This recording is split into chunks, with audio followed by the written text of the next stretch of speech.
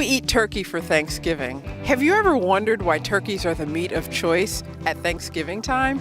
I have, and I guarantee you the reasons are not foul.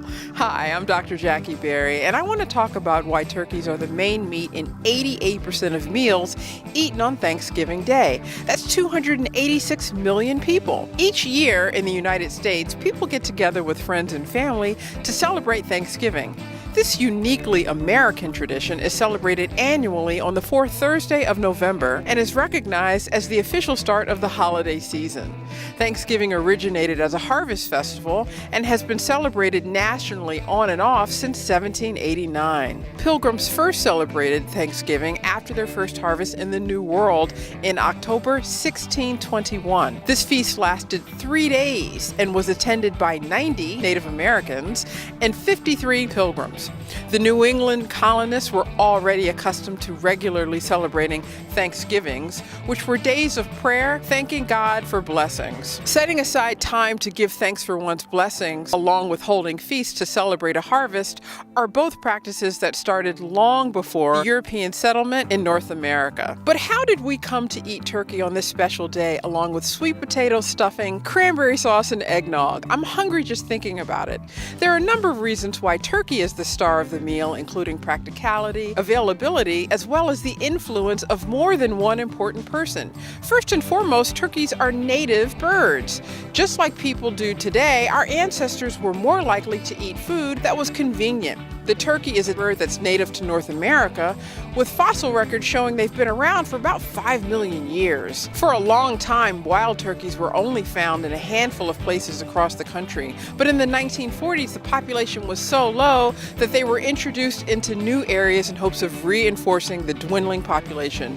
They are now in all 48 continental states. Turkeys are pretty big, but they're not good for very much else. To have a special feast for many guests, there needs to be plenty of meat to go around. One turkey is big enough to feed a whole family, and preparing one animal is easier and cheaper than sacrificing and cooking a dozen chickens. Chickens are also more valuable to keep around longer because they lay eggs that we eat. Other big animals are also more useful alive than as the main course for a single meal. Cows and goats, for example, can work the field and also produce milk. A long time ago, pork was very common, as it is today, and ham and bacon were eaten every day. So what would you do for a special feast but make something different without destroying part of your livelihood? And that would be turkeys. The third reason turkeys are abundantly eaten at Thanksgiving and also Christmas is because the influence of two very important men. The first of these is the literary legend Charles Dickens. Some historians think that the popularity of Dickens' story, A Christmas Carol, published in the early 19th century, introduced American audiences to turkey being part of an extra special meal. That's what the Cratchit family wanted to eat more than anything else. The other important figure is President Abraham Lincoln. Just after he was elected, Lincoln started the tradition of an unofficial Thanksgiving dinner that featured roast turkey, reportedly his favorite meal. The Lincoln family is also credited with starting the tradition of issuing a presidential pardon for one most fortunate turkey. Although George Washington is the one who originally recognized the holiday for the first time in 1789, it was Abraham Lincoln's presidency that Thanksgiving was declared a nationwide holiday. That was in 1863, with national morale low because of the Civil War. This was a way to remind everyone of all they had to be grateful for. By 1864, organizations across the country had picked up the cause of making sure that soldiers had all the trimmings and fixings, including turkeys, to celebrate their Thanksgiving meal, no matter where they were. All of these things helped to cement the turkey in its iconic place as a Thanksgiving meal. So by now you're probably asking yourself, was turkey always on the menu? The first Thanksgiving was celebrated in 1621, and there are only 2 eyewitness accounts of what happened during the 3-day feast. Although the first attendee mentioned nothing about turkeys in a letter written back to England, Plymouth's governor, William Bradford, wrote that there was a great store of wild turkeys, of which many were taken. That seems to indicate pretty clearly that turkeys were at least there, but it doesn't sound like they were the main dish. That, it seems, came later. So there you have it. Why Thanksgiving meals almost always include turkey as the main dish.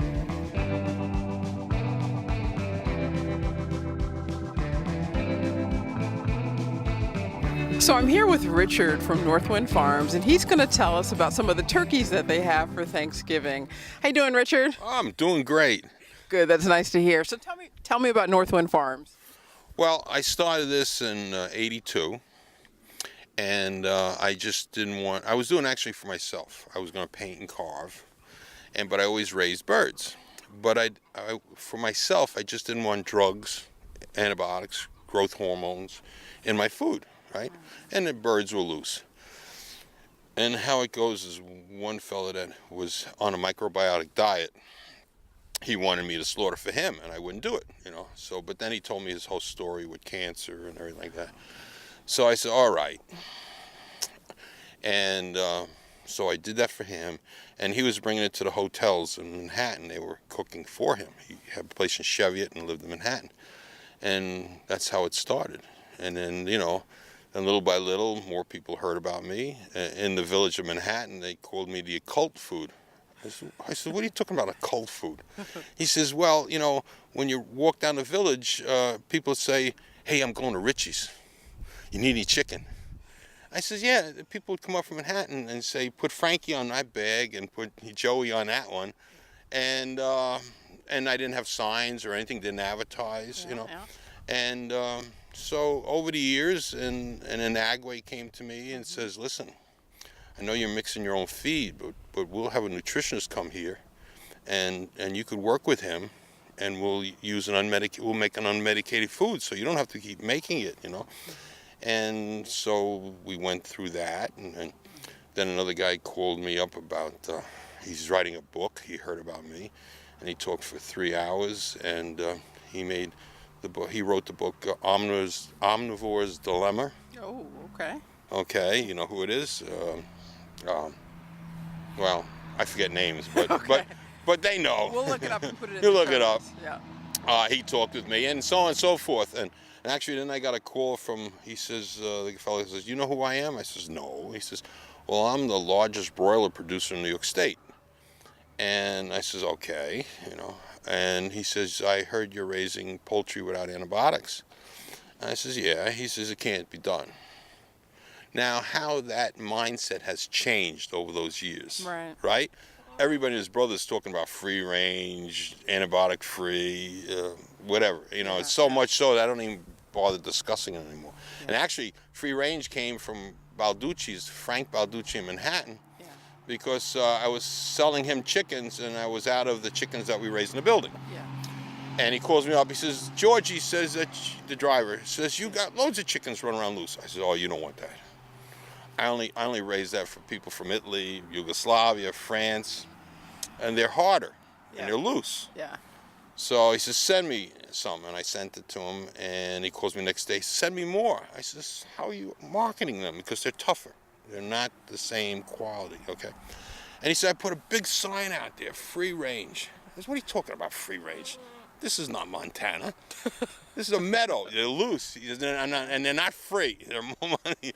And I listened to him, and I said, "Well, whatever works." And that's the start of free range back in the 80s. Right. So... Well, that's pretty amazing. So tell me about the turkeys that you have. How many different types? Well, we raise two varieties. Okay. The New Holland Whites, which is the classic everybody uses, and then the bronze turkey, which was originally derived from the Meridian turkey. Oh, okay. Which I'll give you a little history on that one, right? Okay, the Spaniards, Meridian turkeys in the center of this continent, okay, and in Mexico and so on and so forth. Yeah. So they captured them, as some of them, and like they did with any country they visited. I was going to say invaded, no. And they brought it back vacation. They brought it back to Europe, and developed or just tamed the wild Meridian turkey. Okay. And then it was brought back to this country as the bronze turkey, okay? So it looks like the wild one that we have here, but the eastern wild turkey has copper band on the end of its tail, the color. And the Meridian has white, and that's really the oldest. I hear everybody saying the heritage turkey is a Royal Palm and all those other ones, but those were breeds that were developed later on from the original bronze turkey. Well, that's quite a history lesson. So the traditional white ones are the ones that people are used to eating at Thanksgiving? No, well, yeah, nowadays, after the Second World War, the poultry industry changed, I guess I'm assuming, because through prior to First World War, Second World War, everybody had chickens that were either the darker feathers, Okay. barred rocks, these called Plymouth rocks, Okay. and you go to live poultry market and the guy would pluck it and we were going back. But then as the industry changed and everything's mechanized, it's very hard to pluck those birds. I see. So they went to white because it's easy to pluck. Yeah. And the chickens are all white. The turkeys are white because they leave a little color in the skin. Yeah. And the consumer doesn't maybe like that. And so Right. over a period of time, it's like when I was very young, a white egg was more money because that was new. Oh, okay. Okay, now brown eggs are more money if you go, right? Right. Because all eggs were brown years ago because Yep. those breeds laid brown eggs. Right. Right. So we kind of changed from there. So we do raise the heritage. Some people feel they're richer in flavor. Might be, but I feed both of them the same way. And it's the argument: what tastes better, the brown egg or the white egg? I don't know. If you raise them the same, they're pretty similar. Right. It's a matter of personal opinion. Yeah, yeah. I mean, obviously, if you get a white egg from somebody else and he's raising them Yeah. a certain way, and a brown egg from somebody else, Yeah. there's a difference in the flavors, Yeah. okay, and color of the egg itself. Well, I think it's amazing that you've managed to do all of this without antibiotics and all of the yucky chemicals. What else do you do differently that maybe some larger producers don't do? well, I tell everybody I know nothing about farming. I doubt that. I was born in Brooklyn. Who else would do this? Seriously, because if you went to school and studied farming, you wouldn't do anything I do, and I do everything wrong. But I don't want to say I'm successful. Well, yes, everyone around here loves you. Or loves your turkeys. Okay, I'll take the first one. But yeah, I think out of the box. Yeah. And I'll tell you why. When I came home from school at 5 years old, and I always raised animals. I come from the city, but guess what? I had a lot of animals. So my father had sprayed in the backyard. I'm 5 years old, 6 years old or so. And he made me an area where there's a pond, and fenced in, so I put frogs and turtles. I could go across the street in Queens, catch things and bring it back. And the fish were dead and the frogs were dead. And I see him covered in white powder spray all over his face. And I said, it's got to be affecting you. And he says, no, the chemical companies know how much to put in. You don't know what it was like before DDT. And, farmers really, and we weren't farmers. Right. And he says, they lost their crops and so on and so forth, trying to explain to me. So I says, wait a minute, my bullfrogs are not little insects, and my fish are not insects, okay, little. And it didn't bother the box turtles, which you probably can't even find anymore, and all the toads and stuff like that. But because they absorb through the water, and frogs do absorb water through their skin. Anyway, so I guess that got me on my quest of, thinking differently. Yeah. And so that's the way I was. And my father, just think of Frank Nitti and Jackie Gleason crossed. That's my father. That's hilarious. So that's kind of sad, actually, to see, not your pets, but your... They are, in a sense. Yeah, yeah. But, so before I was supposedly farmer, I would like to consider myself an environmentalist. I study conservation and... Yep. Well, that's why I think... Right? Yeah, but it has to do with birds, and that's why birds are important, because they keep trees healthy, because they can get rid of the funguses and the insects that hurt them and stuff. Little woodpecker. Yeah. You can hear the ducks in the background. Yes, definitely. So tell me, I want to know what Thanksgiving is like around here. It's got to be crazy. Well, every year I say I'm not going to do it. Okay. And then here you are. Here I am, but I'm leaving. This is my retirement. I keep telling everybody, but no. Oh. That's what they say, and I'm usually the last one closing the chickens up, and I'm doing all kinds of work. Yeah. But it's over with for us.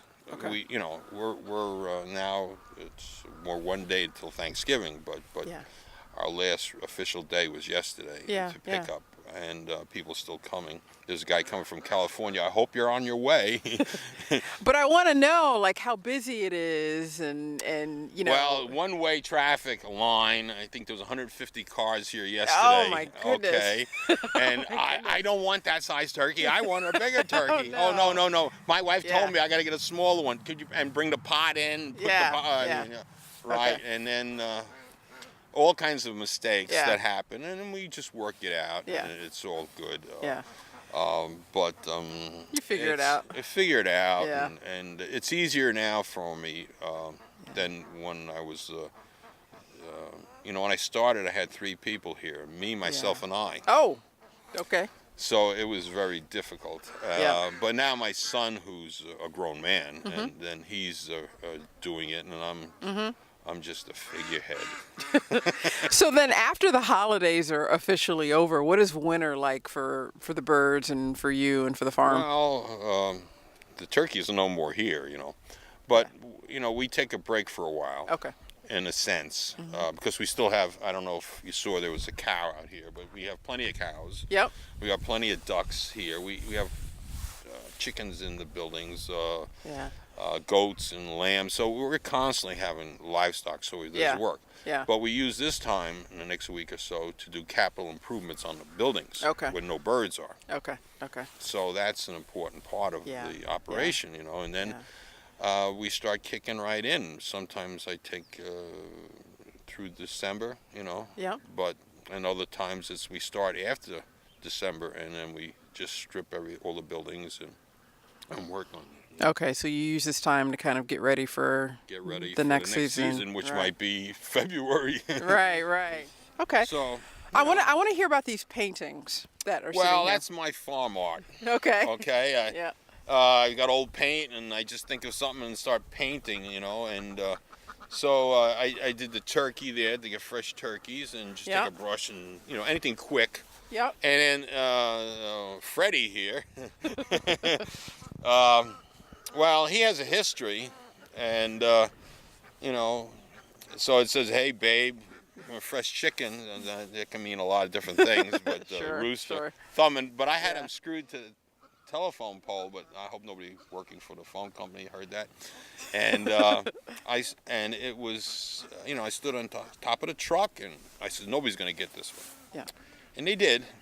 And he was stolen, and we had the FBI looking for him and everything like that, and Secret Service was looking, but they can't find anything. Yeah. So then the lady told me about her son taking that and giving it to her for her birthday. Oh. Okay. But when she lost her property, she donated it back to me. Okay. And, Okay. so my artwork is in demand. Sorry for Bard. I always blame you guys, at the dorm, that you steal my artwork. Yeah. Even the art has a story. That's hilarious. Oh yeah.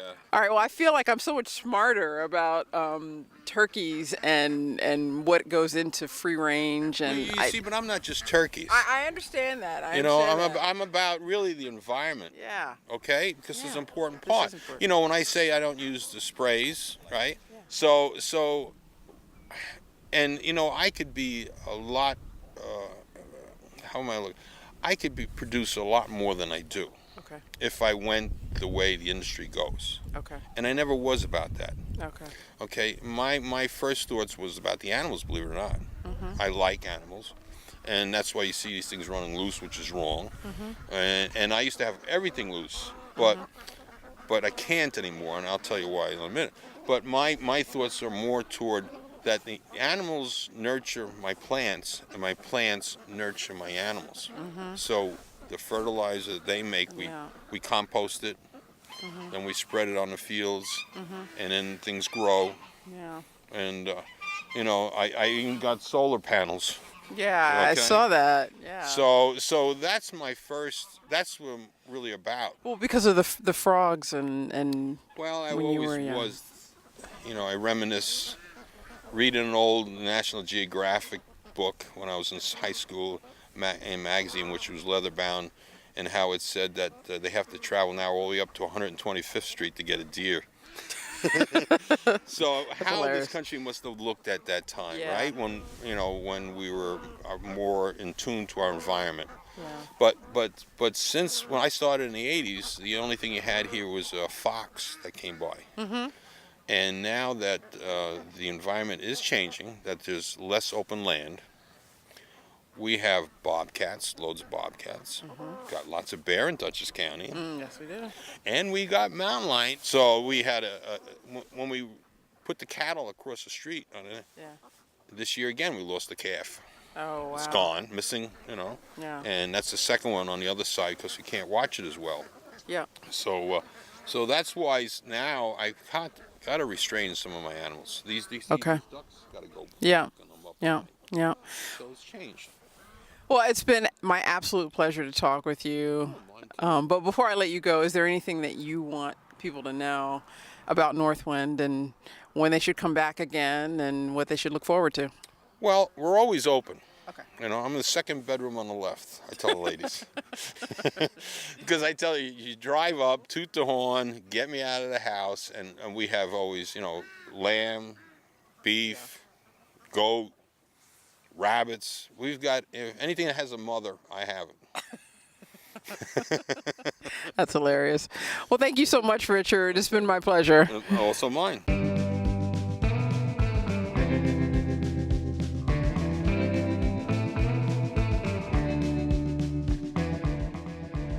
Before saying goodbye, I want to leave you with some interesting facts about turkeys that you probably didn't know.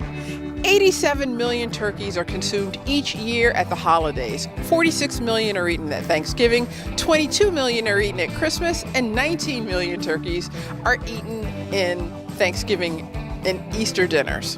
This adds up to nearly 800 million pounds per year. Benjamin Franklin, in a letter to his daughter, proposed the turkey as the official United States bird. Also, the heaviest turkey ever raised was 86 pounds, about the size of a large dog. If you like to fight for the white meat, know that a 50-pound turkey usually has about 70% white meat and 30% dark, so you don't need to fight for it. If you're eating a whole bird, it's probably a turkey hen. The toms, what male birds are called, are processed into turkey sausage, turkey franks, tenderloins, cutlets, and deli meats. Young turkeys are called poults. In addition to the nearly 800 million pounds consumed yearly, 700 million pounds are exported. Turkeys can see movement 100 yards away and have color vision. Wild turkeys can fly for short distances up to 55 miles per hour and can run 20 miles per hour. Male turkeys gobble, but hens do not. They make a clicking sound, and gobbling turkeys can be heard a mile away on a quiet day. Turkeys can see in color, but don't have good night vision. Wild turkeys spend the night in trees, preferring oak trees. And for those of you who are diet conscious, turkey has more protein than both chicken or beef. Turkeys have been bred to have white feathers. This is because white feathers have no spots under the skin when they're plucked off. And it may surprise you that June, not November, is National Turkey Lovers Month. And this is my last one. Eating turkey does not cause you to feel sleepy after your Thanksgiving dinner. Carbohydrates in your Thanksgiving dinner are likely the cause of your sleepiness and not the tryptophan. Thank you very much. I'm Dr. Jackie Berry, and I'm so happy to find out why turkeys are the main star of our Thanksgiving meals. Have a birdie day.